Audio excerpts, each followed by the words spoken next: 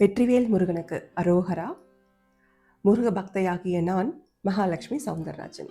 உங்கள் எல்லாருக்கும் வணக்கம். இந்த சேனலில் இது என்னோட முதல் வீடியோ. இன்றைக்கி தைப்பூசம். எல்லோரும் காலையிலேருந்து சமைச்சு சுவாமி கும்பிட்டு கோவிலுக்கு போயிட்டு வந்திருப்பீங்க இல்லையா? அதனால் இன்றைக்கி தைப்பூசத்துக்கு தொடர்பான ஒரு தகவலோட முதல்ல உங்ககிட்ட பேச வந்திருக்கேன். தைப்பூசம்னாலே காவடி ரொம்ப விசேஷம். அந்த காவடி முதல்ல எப்படி வந்துச்சு அப்படிங்கிறத பற்றி பார்க்கலாம். அகத்திய முனிவர் சீடர்களில் ஒருவரான இடும்பனை அழைச்சு தனது வழிபாட்டிற்காக கையிலை சென்று அங்கு முருகனுக்காக கந்த மலையில் உள்ள சிவசக்தி சுரூபமான சிவகிரி சக்திகிரி என்னும் இரு மலைகளையும் கொண்டுட்டு வர சொல்றார். அகத்தியரின் கட்டளைக்கிணங்க இடும்பனும் கையிலை சென்று அந்த 2 மலையையும் காவடியாக கட்டி எடுத்துட்டு வரார். முருகன் இவ்விரு மலைகளையும் திரு குடியில நிலை பெற செய்யவும் இடும்பனுக்கு அருளவும் விரும்பி ஒரு திருவிளையாடலை நிகழ்த்துறார்.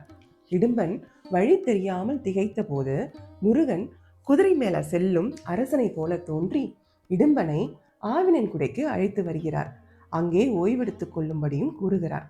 இடும்பனும் காவடியை இறக்கி வைத்துவிட்டு ஓய்வெடுத்துவிட்டு புறப்படும் போது காவடியை தூக்க முடியாமல் திண்டாடுகிறார். ஏன் இப்படி காவடியை தூக்க முடியாமல் போனது என சுற்றி பார்க்கும்போது சிவகிரி மலையில் ஒரு சிறுவன் கோவனாண்டியாய் கையில் தண்டுடன் நிற்பதை காண்கிறார். இடும்பனும் சிறுவனை மலையிலிருந்து கீழே இறங்கும்படி வேண்டினான். ஆனால் அந்த சிறுவனோ இந்த மலை எனக்கே சொந்தம் என்று உரிமை கொண்டாடுகிறான். கோபமுற்ற இருமன் அந்த சிறுவனை தாக்க முயல்கிறான். அப்போது இடும்பன் வேறற்ற மரம் போல கீழே விழுந்தான். இதை கண்ட அகத்தியர் சிறுவன் முருகன் என உணர்ந்து இடும்பன் மனைவியுடன் சென்று வேண்ட முருகன் இடும்பனுக்கு அருளாசி புரிந்ததுடன் இடும்பனை தனது காவல் தெய்வமாக நியமித்தார்.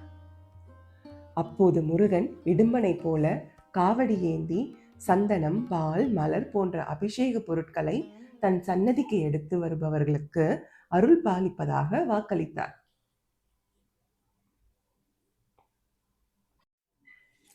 இப்படிதாங்க முதல்ல காவடி எடுக்கிற பழக்கம் நடைமுறைக்கு வந்துச்சு. இன்னைக்கும் நம்ம காவடி எடுக்கிறப்ப உடல் கஷ்டம் இருக்கலாம், மனபாரம் இருக்கலாம், வாழ்க்கை பிரச்சனை கூட இருக்கலாம். ஆனா முருகான்னு சொன்னா போதும், அந்த பாரம் நமக்கு தெரியாமலேயே அவர் தொல்லை போயிடும். காவடினாலே நம்ம பாரத்தை முருகர்கிட்ட ஒப்படைப்பதுதான் அர்த்தம். இந்த கதை உங்களுக்கு பிடிச்சிருந்தா முருகனை நினைச்சு ஒரு லைக் போடுங்க. இன்னும் நிறைய முருகர் கதைகள், கந்த புராணம், பக்தி அனுபவங்கள் இந்த சேனல்ல வரப்போகுது. வெற்றிவேல் முருகனுக்கு அரோகரா.